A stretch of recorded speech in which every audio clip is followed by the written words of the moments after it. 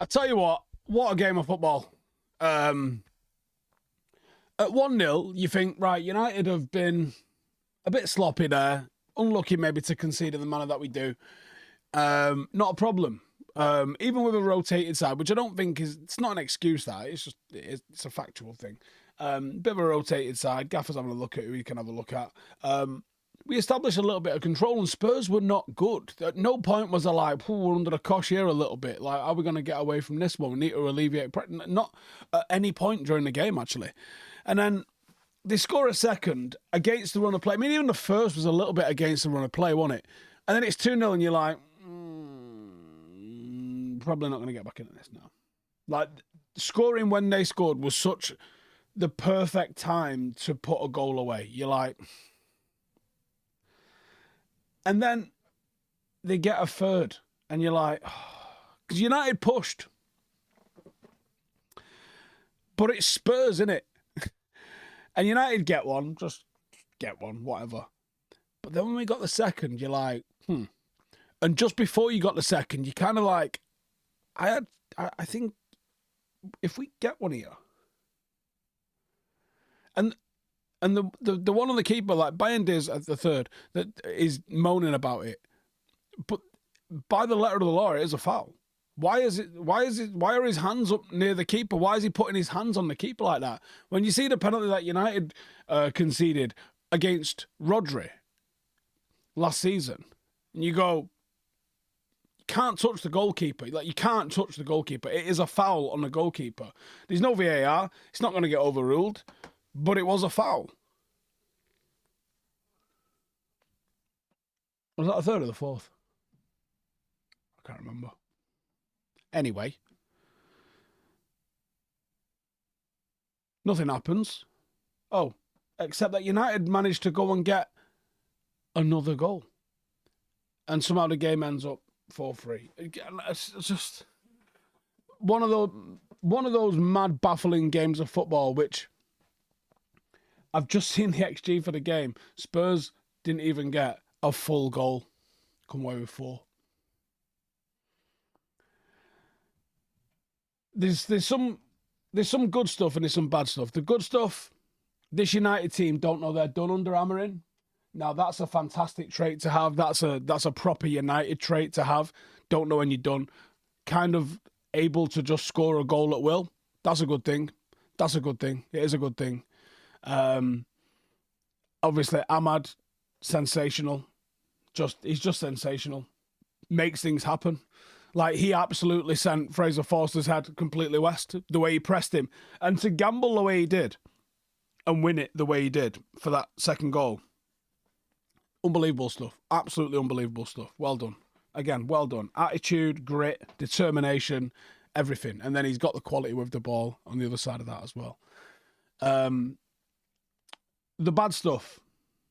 There's some players that aren't fitting this system. With the ball. And do you know what, actually? It's a few different ones in different kind of areas. I was texting Ash throughout the game tonight, talking about defenders. Love his perspective on defending in a back three with someone that, very successful defending in the back three. Martinez is not having a good time of it of late. And his line for the second one, awful. Playing them all on when he's the widest one. You should be seeing that line and making a better decision than you'd made there. I feel like that's well within your capabilities, even if you're not a Premier League defender. He don't look himself. I don't know if a rest would fix him, but it's kind of been a little bit of the whole season has kind of been a little bit sloppy from him on the defensive front. I mean, there's been some games where he's defended fantastic, but there's a sloppiness to his game that's not been there before on the defending side. With the ball, he's one of the best in the league, if not the best in the league. Like, he can take a ball, he plays like a playmaking midfielder. Like, his ability on the ball is damn near unrivaled. But there is a sloppiness, and unfortunately, sloppiness kills. And it was almost evidenced by Johnny Evans. Johnny Evans coming alongside him and just watching Johnny Evans. Like I love the technical aspect of defending, right? And watching Johnny Evans, it feels like a seminar on defending. It feels like a seminar on elite level defending. Just watching his head movements, watching his body positions, watching how he orders the line high and how he forces things to happen. His communication, organisation in that back line is absolutely world class. Like it's almost embarrassing for every other professional footballer that Johnny Evans, at the stage of his career that he's at now, is putting in the level of performances that he's putting in right now, because they're almost unrivaled. Like, he's just not putting a foot wrong. I mean, and this is before we even talk about the fact that he contributed a fucking goal at the other end. He's not on the pitch to do that at all. He's literally like, what, 5th or 6th choice centre-half at the club? Should be just chilling. Let me just clean up at the back here, come in for little cameos, blah, blah, blah, blah. Like, he's outstanding. Then Euro thought put in a decent little performance. Obviously just getting minutes back into him, seeing him on the ball. Again, not a perfect performance. Obviously, we've conceded 4 goals. Anyone in the defence has to have some level of culpability in that. But real positive signs going in there.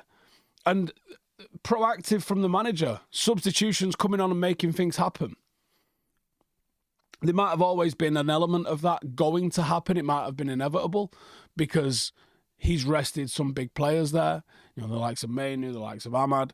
You know, you've got people who are always quite productive off the bench in Garnacho. Like, you've got options off the bench there that are going to come on and do stuff. Loves a centre-half substitution. I don't know if that's a thing you can just get away with more with a back three. Never seen anyone make as many centre-half substitutions in my fucking life. I think I've seen Amorim make more centre-half substitutions than I saw for the entire reign of Sir Alex Ferguson. Fucking loves a centre-half substitution, doesn't he? If we can be philosophical about it for a minute, we got no credit when we won the League Cup in Ten Hag's first season. None whatsoever. It'd have been nice to win, of course. It'd have been a nice trip to Wembley, of course. Kind of funny that, you know, from 3-0 down, my dad texted me and said I didn't want to go Wembley in February anyway. But realistically, you get no fucking credit for winning it. So, whatever. It would have been nice. But as we've seen with Ten Hag, it ultimately doesn't. There's no, like, if he wins this, you're going to be successful. It doesn't mean anything. But it would have been nice. Winning is a habit, and it would have been nice to go to Wembley and get another trophy for sure. But it's another couple of games that you don't have to play. It's, you know, an opportunity to rest a squad that will need to be rested. And going back to some of the positive traits, there was times in that game, a lot of times in that game, where Spurs could not progress over the halfway line. They were going long, they were trying to go short, but whatever they did, United just won the ball on or near the halfway line and restarted an attack. And it was that kind of dominant kind of performance. Look, I've just seen United go to the Etihad and take the ball. I've just seen United go to the Emirates, and even though we weren't a goal threat at the Emirates, we took the ball and we played with confidence and we played like we owned the fucking gaff. And we've just done that at White Hart Lane again tonight. And we've taken the ball. I don't know if did we end up with more possession. I think we might have even had more possession than them in the grand scheme of things. Let me just see. Where is it? Yeah, we did. We had more possession. We had way more XG. We've taken the game to them again, and that's a huge thing. We are going away from home when we have been, for the last couple of years under Ten Hag, awful at home. Don't know what the mentality shift is. Don't know what the tactical shift is. But we are going away from home and we are putting it on the teams at the top of the league. Can't really ask for more than that. So, positives to take from ultimately not a good result, but a mad game of football. Let us know your thoughts in the comments. As always, shout out to all the new members on Patreon and YouTube memberships. Hit the join button just down below if you want to get involved in that. I'm going to post some content that I shot earlier in the week. A new partnership that I've got coming out. Something I've never done before. But if you're interested in checking that out, it'll be on Patreon and in the YouTube memberships. Probably tomorrow. I'm not going to do it tonight. But either way, cheers for the support as always. And I'll catch you lot in the next one. Latest.